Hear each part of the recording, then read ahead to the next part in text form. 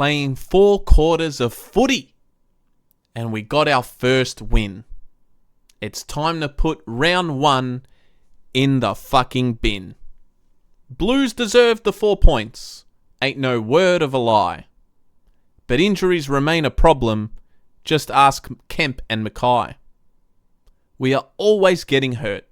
The curse is evidently real. We would probably tear a hammy slipping on a banana peel.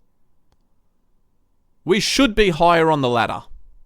We had good leads, but we blew it. But on to something positive, the form of George Hewitt. Hewitt, Walsh and Cripps. Our midfield is looking okay. But the burning question is, are we signing TDK? Our effort can't be questioned. We are trending in the right direction. McGovern, Silvani, Haynes, all made a good impression. Matt Carroll was also impressive. Corey Durden lit the fuse. I want to see that form continue against the Kangaroos. But our composure is a problem. We need to clean up our skill. Our entries are still an issue, lacking that final kill. Selection will be tight. Who will Voss drop? Will it be Lockie Fogarty or Jesse Motlop? The boys are on the fringe. Another loss we can't afford. Please don't drop those young lads, Will White and Cooper Lord. Blake Acres and Mark Pitnet are in line for a spot. What about Elijah Hollins? I say give him a shot. Roos are better than Eagles. The pressure will be high. If we don't back this win up, you can kiss the season goodbye. But another 4-quarter effort, and our season isn't done. We got 99 problems, but a win ain't one. I hope you enjoyed the poem. Creativity is the key. I promise you all, this ain't Chat GPT. Ladies and gentlemen, the intro is near. YouTube hit my music. Ball of Truth is here. Shut up. Hit my music.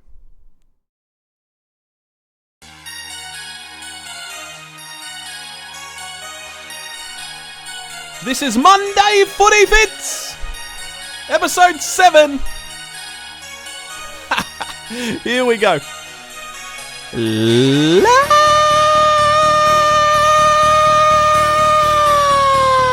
Ladies and gentlemen, welcome to the show!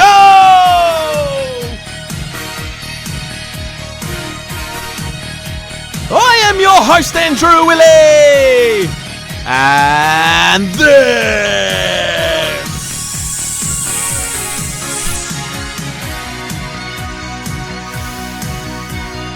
this is the Ball of Truth. Monday Footy Fits, thank you very much for joining me.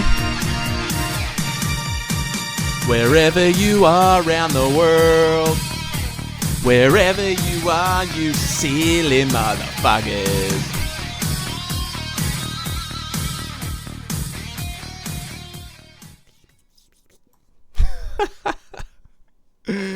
Welcome to the show, everyone. I am your host, Andrew Illy, and this is Monday Footy Fits, episode 7, right here on the Ball of Truth. I hope you guys enjoyed that intro, man.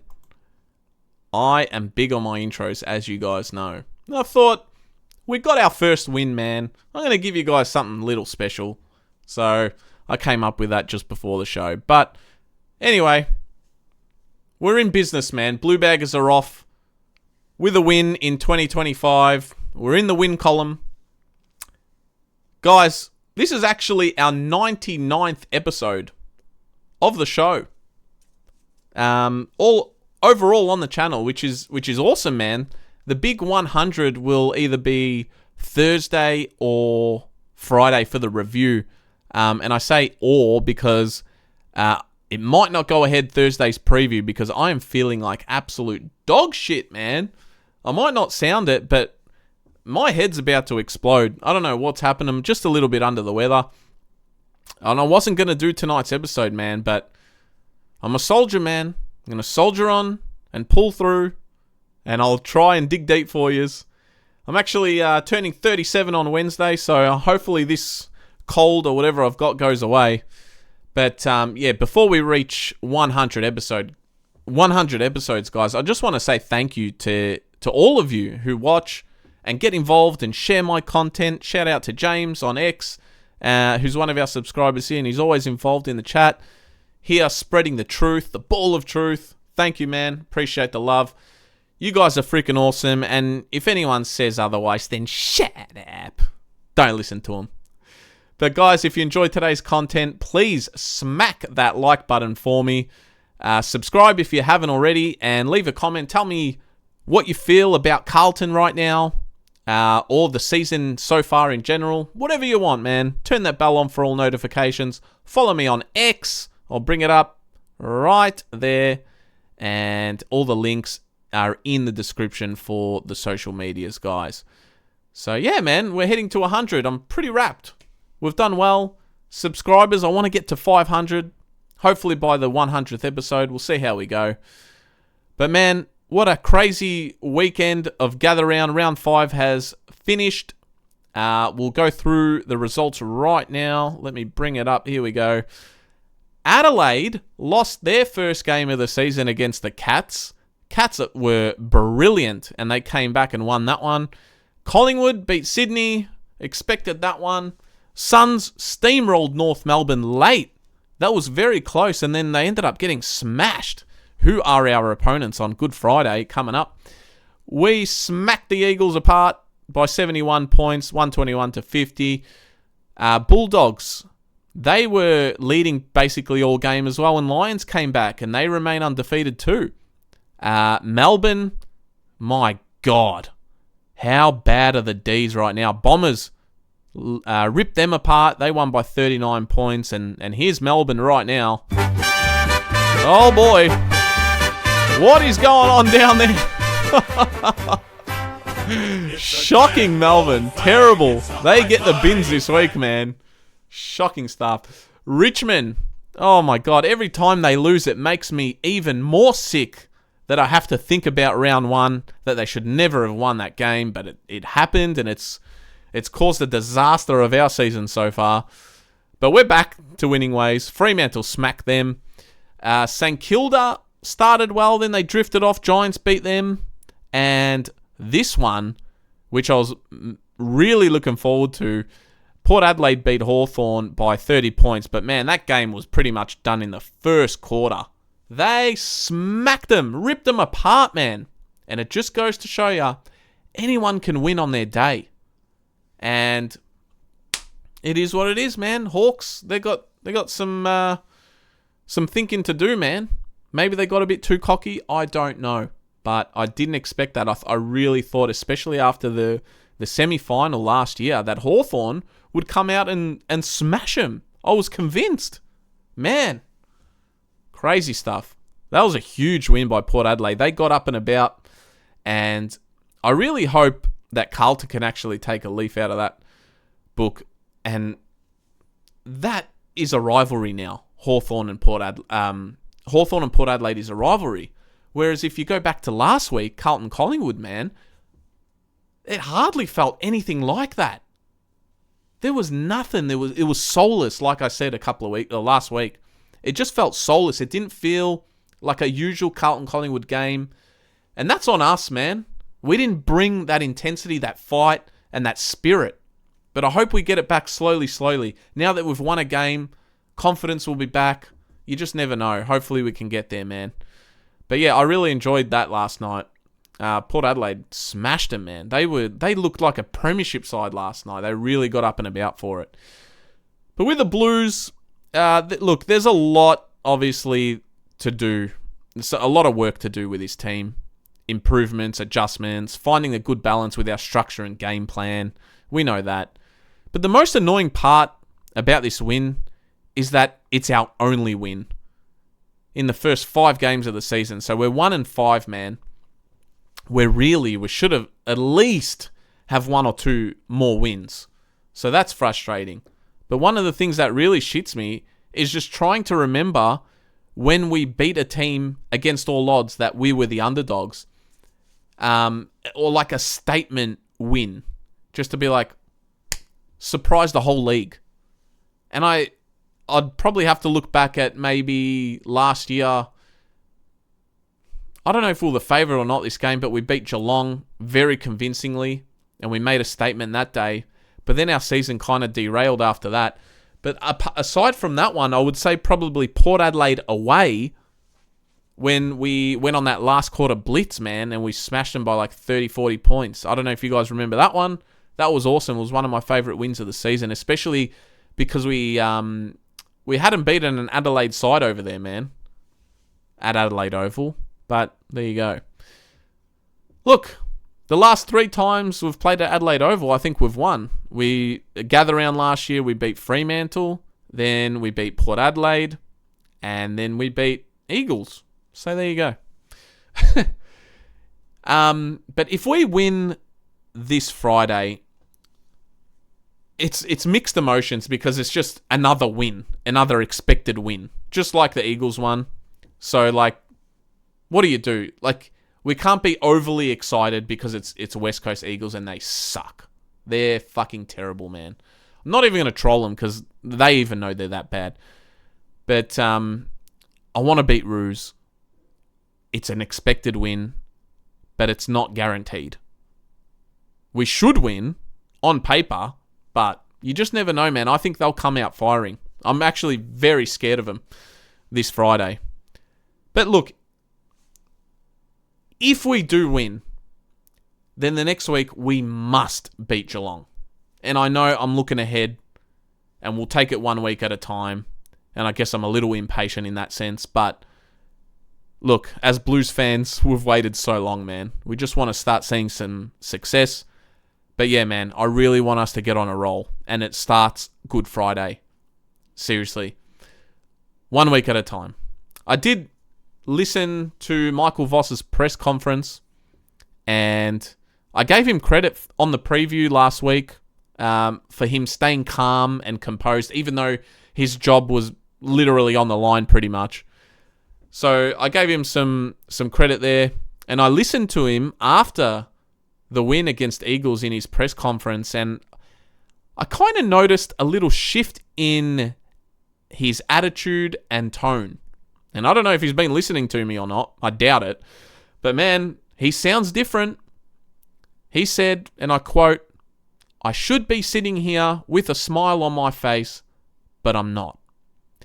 And that stuck out to me, man, because that's pretty much how I felt as well after the win. Because as good as it was to win, and I'm happy, man, I really am, because we needed it. Something severe. And he needed it. Our whole club needed it. But it still feels shit that we're 1-5. And I think that's what he's trying to say. He's frustrated just as much as we are. And I felt that when he said it, man. And I liked it. And I'm like, is he actually starting to realize, the first 4 weeks weren't exactly what he was coming out and saying it was. And there was issues. And he said that they spoke midweek, and they had real tough conversations. And I pray that those conversations keep happening, man, because communication is key going forward. You need, and I based a whole episode on it last week, you need to be able to take constructive criticism and feedback, man. Seriously, that's where the mental weakness can kick in. And I said that Voss was too soft on him. And I hope he's changed, man. It's time to be tough. Seriously. And especially on Thursday night when it's team selection night, you have to be ruthless, man. Seriously, Voss. I hope you stick to this. Whatever I saw in that press conference and all those emotions, bring it into next week. Man, this is just one of those games where I fear the worst. Seriously, because that expectation that we know we should win this game. But you know what? aside from that, I think this game might reveal a little bit more, because lately we've been getting more questions than answers. But I think if we can beat North, who, you know what, they're a bottom side, let's be real. They've won one game this year against Melbourne, who are 0-5. But they have improved. But look, it starts there. If we beat them, then the next week, Geelong will be massive, because we'll be 2 in a row, hopefully 3. But let's see how we go. Man, I'll try and go live for the team selections on Thursday, because I'm really intrigued. I really want to see Mark Pitternet back. And because Kemp, obviously, I haven't got the official news, but I'm assuming he's ruptured his Achilles. So there goes one forward. Harry Mackay concussion, another forward down. There's 2 already. Who's going to fill that void? Who's going to kick the goals? I would bring in Mark Pitternet, put him in the ruck, and seriously, Tom De Koning, TDK, go forward. That's what I would do, man. And I would alternate. If Pitternet needs a rest, go play forward. Because he hasn't got many games under his belt, and I think there was no game in the VFL, which is fucking bizarre, man. I don't know what's going on there. But all these buys and opening round, gather round, shut up. Man, I'm over it. I just want a consistent season to get all these players fit. So I don't know if he's underdone or if he's fit, Pitternet. According to Voss, he is. So bring him in. TDK go forward. And who fills in for Mackay? Well, Akers will come back because he was a late out with an illness on Saturday. So I'm assuming he's in. And honestly, man, Motlop, drop him. Go get some form in the VFL and bring Elijah Hollands in. Bring some class, a good kick, and some style. And flair. And that's it, man. And let's give it a good hard crack against North. But yeah, I'm really intrigued to see what happens, man. There's a few players that could get the call up. There might be some banged up players here and there. But yeah, man, look, I know it's Eagles, but we've got to celebrate that win. But now that it's Monday, we look forward to Friday, and that's it. Focus on beating the Roos. And yeah, man, hopefully I'm feeling better, and I'll pop an episode in for you on Thursday. But I'm going to leave you short today, guys, just because I'm just feeling absolute dog's balls. But of course, if you like the channel, man, hit that like button for me, subscribe, leave a comment, tell me what you think. I'm pumped for this Friday already, man, because we're off to winning ways, and hopefully we can continue that form. But yeah, man, subscribe if you haven't already. Turn the bell on for all notifications, and follow me on all social media, guys. I'll leave you to it. Enjoy your Monday night and the rest of the week. Easter's coming. Hopefully Good Friday is a happy Friday for us Blue Baggers. But I will hopefully see you Thursday night for the 100th episode. If not, if I'm feeling like shit, it will be for the review. Guys, go Baggers! Up the Baggers! I'll see you then. Love you all. Adios. Good night.